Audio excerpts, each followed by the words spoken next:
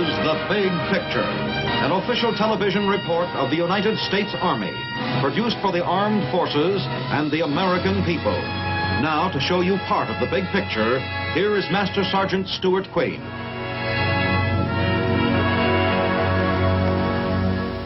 When an Army general retires, more often than not, he is invited to take on towering responsibilities in civilian life. Positions where he can bring to bear his talents and training, along with the benefits of mature experience. Many a famous former wearer of the star has moved over to important jobs in the field of public welfare, in education, in business and commerce, and in government service, accenting the respect Americans have not only for these men, but for the character, education, and training the rank of general stands for. From Washington's time to the present day of missiles and atomic warheads, for leadership in maintaining our liberty and security from foreign oppression, we have looked to the generals. What makes these men tick? The generals. What sort of training do they have? What sort of background fits them for their ultimate missions? Or to put it another way, what makes a general?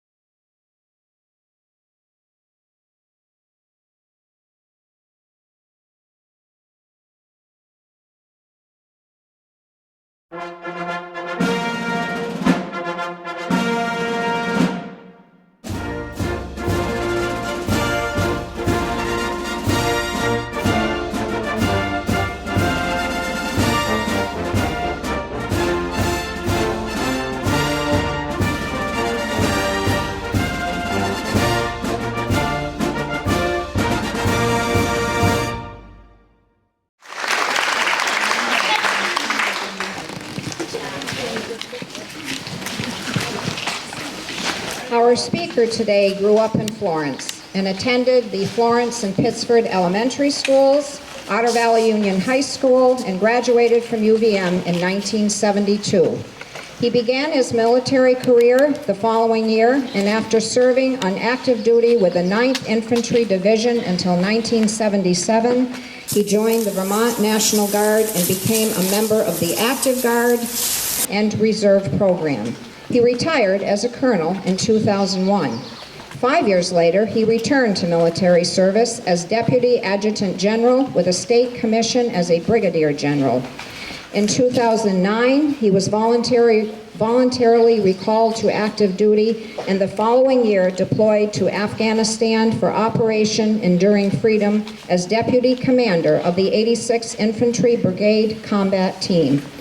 When Vermont's Adjutant General Michael Doobie resigned in 2012 to assume new duties, our speaker succeeded him and served out the remainder of Doobie's term.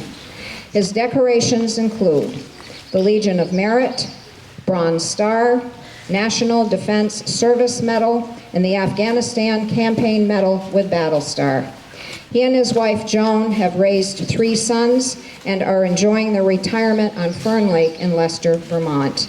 It is my pleasure to introduce to you Major General Tom Drew, U.S. Army, retired.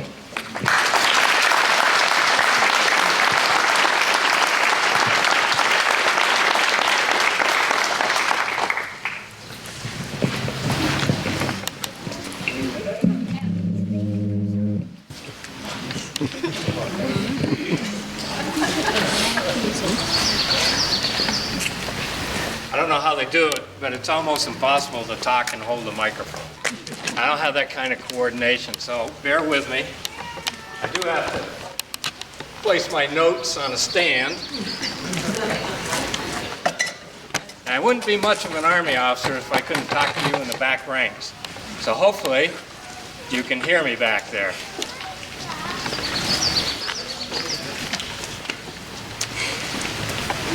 First of all, I want to thank Ann for calling me up and asking me if I would participate in today's ceremony. It was truly an honor from my hometown to be asked to come back here and speak on such an important occasion. It's really important to me because I grew up here with my family. My sister Kathy is here, my wife Joan is here, my cousin Janice and my cousin Marie are here. We have deep roots in this area. And up on the hill here at Evergreen Cemetery are the past members of my family, the McCulloughs, the Perrows, and the Drews. And I'm very proud of them. And there's some other ones that won't admit that they're related to me that are up there. That's okay. A lot of that cemetery is populated with family and friends. And a lot of you out here are friends that I recognize and have been talking to. It's important that you have roots in communities like you have. It's just amazing to me that we as a nation whose bedrock is the individual with our liberties and our community with our democracy has tended to drift away. We're more urbanized, we're more socialized, and we're not spending as much time with each other, helping each other, or enjoying the time with each other. But it's still here. It's still here. And it's really well exampled by this type of a ceremony. It brings you out as a community, and you're recognizing something that often is not given the importance that it should have. Memorial Day. What's Memorial Day? Memorial Day is about recognizing the sacrifice of our uniformed members who died in war. There have been 75 conflicts and wars that the United States has participated in since 1775. 75. In every one of those 75, we have lost uniformed service members. They have died. And frankly, we think of the top 6, and we remember probably most likely the top 6 wars that we've been in.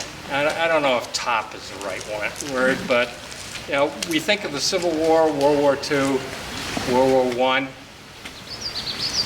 Vietnam, the Korean War. We think of those wars. There are so many other conflicts that have gone on, but those wars we think of in part because of the magnitude of the war, the importance of the war to us, through history or through experience, and loss. Which war have we lost the most Americans in? Have been most American casualties? Civil War? Civil War.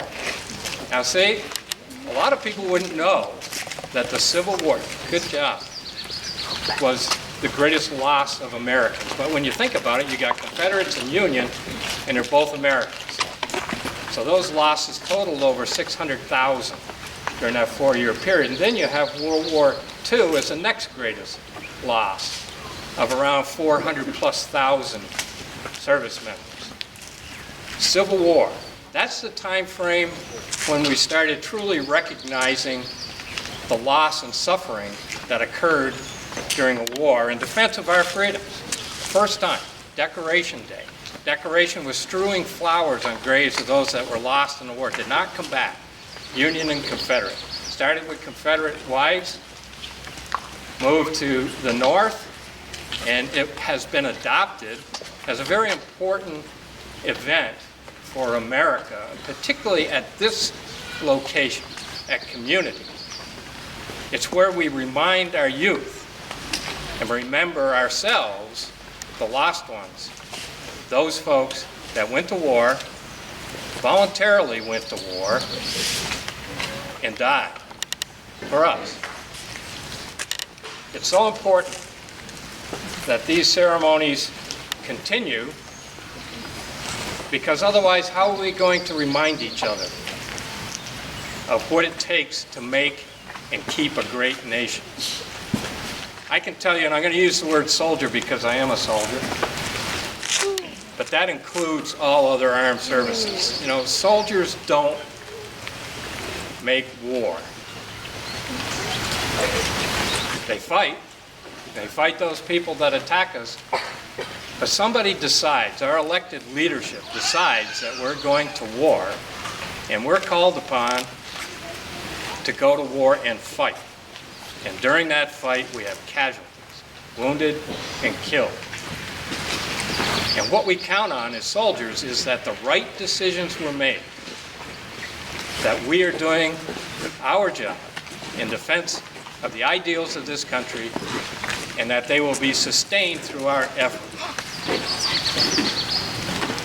Some people get confused. They think that generals decide we're going to have a war, and then they gather up our military forces and they go to war. Well, that, as we know, that's not necessarily true. Generals advise, but our leadership decide. In many of our wars, it's pretty straightforward. Our life, our way of life, our ideals are directly threatened. You think of the Civil War, you think of World War II, World War I perhaps, directly threatened. Those things, those wars, we study in history and are well understood. It's a little bit more difficult as we go into a more modern world, a more global world, to understand why there are American forces other than our shores. Why are they out there? What are they doing? What benefit is it to us? And frankly, it gets, and here I have to do a disclaimer. I'm not speaking for the Department of Defense. I'm retired. I'm speaking from my own experience and my own beliefs. You know, there are places in this world that need help. And sometimes that help is military, and we send our volunteers, our soldiers, our service members are volunteers. It's been a volunteer army since 1972, volunteer service since 1972. And it will continue to be that way because America will not support a draft once again. And that means a lot. Those folks that are out there are there because they believe in what they're doing. And sometimes it's not as clear as we would like it to be. 4 years ago to this day, I was in an armed convoy going up the Panjshir Valley in Afghanistan. And the reason I was going up there, we went from the big gun trucks to the smaller vehicles to on foot. The reason I was going up there is because those people needed a women's clinic. There's a distinct separation between women and men in the Muslim culture. Afghanistan recognized that. They're very conservative. It's their way of life. We built a women's clinic for them up in Panjshir province, and I went up there as a guest to dedicate that building. And they brought out speakers. It was a gathering, frankly, it's a gathering like this. There were people who had served in war. There were people who had relatives. Everybody there had a relative that had been in some war or other. It was a gathering like this with a lot more security. And we dedicated that, and they were so grateful that the United States and NATO were willing to spend our treasure on this facility. The roads, the clinics, the bridges, everything there was built through our assistance. And these folks were very, very grateful. They have been, this country that I spent almost a year in has been constantly at war. And today, people say, and we're still at war, by the way, in Afghanistan. People say, why? Well, if you look at a map, which I don't like to do, by the way, I'm always surprised when I go looking for Afghanistan and find it where it is. You've got Iraq, Iran, Afghanistan, and Pakistan, all in a line, just like that. And those are very troubled nations. We've been in Iraq. Hopefully that'll remain a stabilized, somewhat democratic country. We're in Afghanistan. We hope to leave that country in good shape. And we have close relations with Pakistan, though that often can be a very dangerous place for us. It certainly was a dangerous place for Osama bin Laden. If you recall, that's where he was when we found him. you've got a very dangerous neighborhood there. What we're doing through our efforts to help those people there is to stabilize, we hope, stabilize that area so that there won't be a regime like the Taliban that encouraged Al-Qaeda to come in there and ultimately gave them the resources so that they could attack this country. We don't want to see that happen again. There's a reason why we're there now and why we'll have a presence for a while.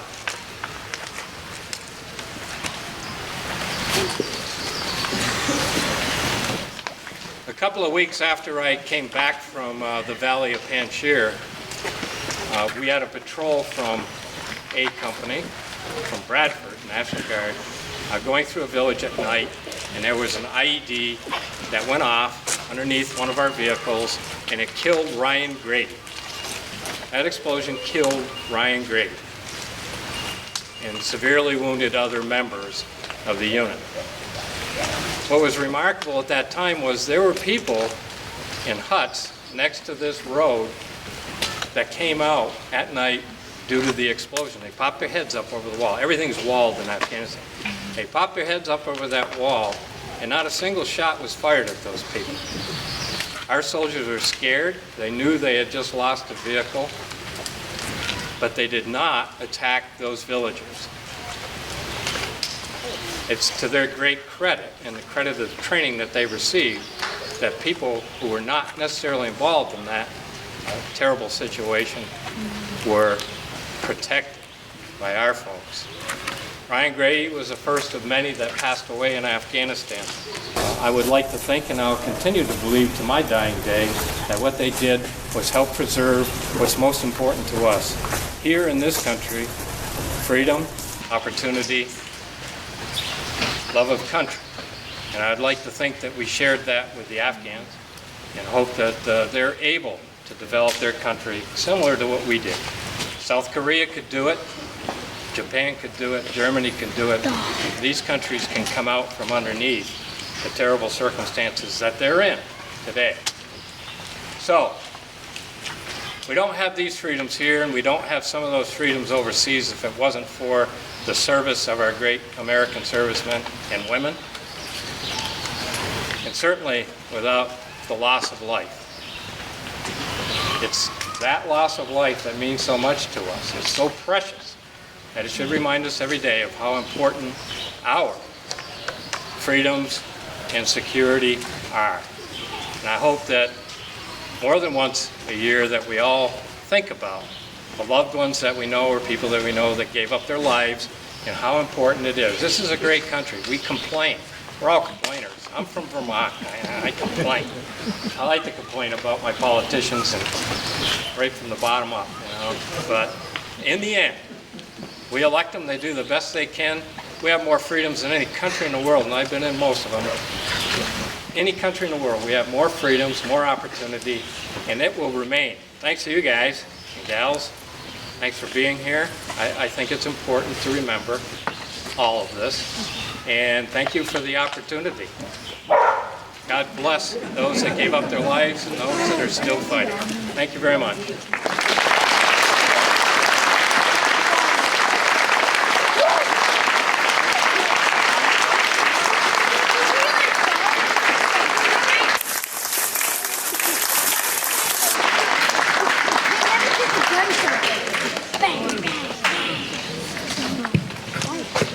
Thank you very much, Tom. That was an excellent speech. Thank you. We will conclude our ceremony with the rifle salute from the Brandon American Legion Rifle Squad, followed by taps, and then Burt Reynolds from the Brandon American Legion, he's the chaplain there, will perform the benediction, and that will conclude our ceremony.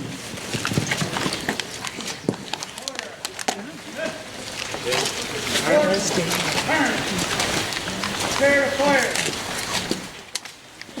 Ready, team, fire.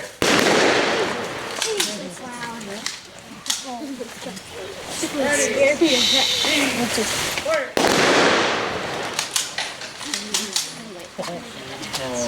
Ready, team, fire.